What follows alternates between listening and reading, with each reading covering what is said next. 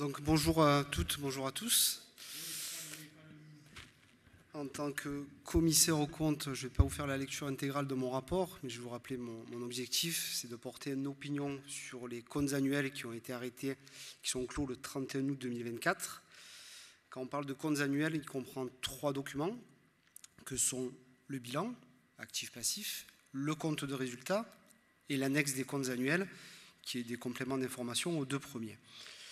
Je n'ai pas d'observation à apporter sur le rapport de votre trésorier, qui est suffisamment transparent pour apporter des compléments, et il traitait essentiellement du compte de résultat, c'est-à-dire des flux financiers de l'année écoulée au 31 août.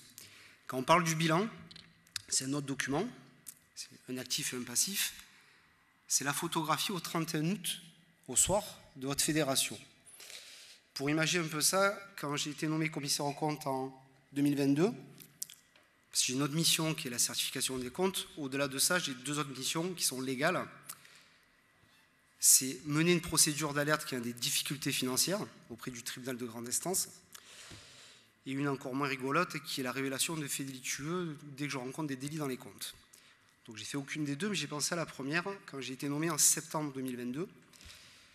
Pour vous imaginer le bilan de la Fédé en septembre 2022, une fois que les dettes étaient payées, au 1er septembre 2022, après la saison écoulée, il restait auprès de la fédération un bâtiment et un logiciel. C'est tout ce qui restait pour faire face à l'activité qui, à ce jour, pèse 6,5 millions de budget. 2 ans après, j'ai repris un peu des couleurs, je n'ai pas mené de procédure d'alerte, et la fédération, je pense qu'elle a aussi repris des couleurs au niveau financier. Vous êtes sur des fonds associatifs qui, au-delà d'un bâtiment, d'un système de formation et d'investissement avec ses devoirs certes, un actif net disponible, comme vous l'a dit votre trésorier, pour assumer une année pleine d'exploitation, ce qui n'était pas le cas il y a 2 ans. Donc on met de côté la procédure d'alerte. Je reviens à l'opinion, c'était pour imaginer un peu l'actif et le passif qui n'étaient pas dans le rapport de votre trésorier. Alors je sais que la salle est bien réveillée, donc je vais vous passer tous les comptes en revue.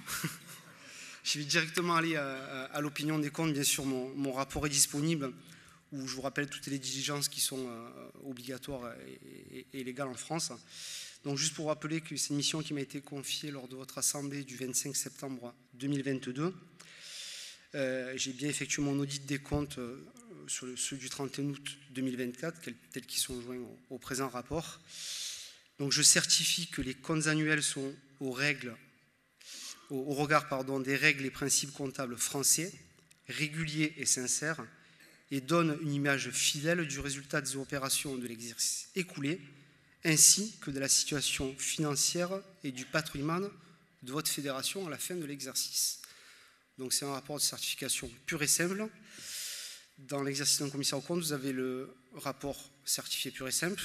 Il peut être certifié avec des observations, il peut être certifié avec des réserves, et il peut être refusé de certifier, mais je ne serai pas là.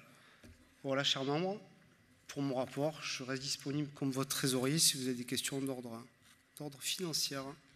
Merci beaucoup. Merci. Merci Olivier.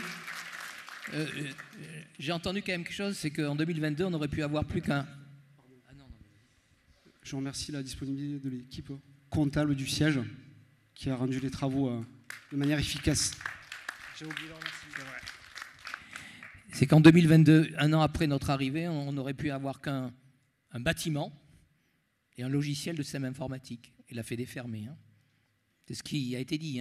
Et en 2 ans, Alors, donc, il n'y a rien à voter puisque c'est le vote démocratique à travers le vote électronique où il y a l'approbation des comptes, l'affectation du résultat et le quitus. Donc, on verra ça. Ça se termine à 18h. Donc, il y a encore, volontairement, les votes se terminent à 18h pour permettre à ceux qui sont dans la salle, qui attendaient impatiemment d'être présents à l'AG pour voir s'ils allaient voter. Ils peuvent encore voter. On est actuellement, Jean-Loup m'a dit, on est à 63% de votants. Habituellement, on était entre 25 et 35% les AG quand il y avait les pouvoirs. On est à 63% de votants. On verra peut-être avec les 2 heures qui restent, on atteindra les 65%. C'est bien parce qu'il y a à peu près 400 personnes qui sont dans le palais, qui montrent que l'AG intéresse toujours et que les gens ne venaient pas à l'AG rien que pour voter, comme on nous a dit il y a 2 ans. et que les gens viennent parce qu'il y a le plaisir de se rencontrer, le plaisir d'échanger, le plaisir de découvrir des choses nouvelles. Je crois que c'est ça, une communauté. Merci, je dirais, à tous ces éléments.